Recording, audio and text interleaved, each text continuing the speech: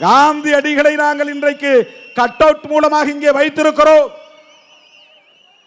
படத்தை திறந்திருக்கிறோம். அவருடைய கருத்துக்களில் 2 கருத்துக்கள் நமக்கு உடன்பாடு உண்டு. ஒன்று செக்யூலரிசம், மதசார்பின்மை. மதசார்பின்மை அம்பேத்கருக்கு உடன்பாடு, ஜவஹர்லால் நேருவுக்கு உடன்பாடு, காந்தியடிகளுக்கும் உடன்பாடு.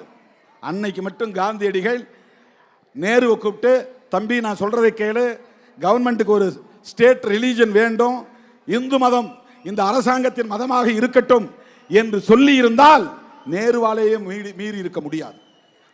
ஜவஹர்லால் நேரு காந்திக்கு கட்டுப்பட்டவராக இருந்தார். ஆனால் இந்துக்களும் முஸ்லிம்களும் ஒற்றுமையாக இருக்க வேண்டும், அவரவர் மதம் அவரவருக்கு, அவரவர் நம்பிக்கை அவரவருக்கு, அரசாங்கத்திற்கு மதம் கூடாது. இதுதான் மதசார்பின்மை.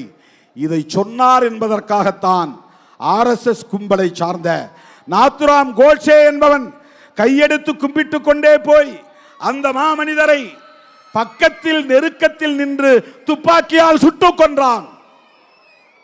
இந்த மதம் தவறானது என்று சொன்ன அம்பேத்கரை சுடவில்லை. இந்த மதத்தில் இருக்க நான் வெட்கப்படுகிறேன் என்று சொன்ன அம்பேத்கரை சுடவில்லை.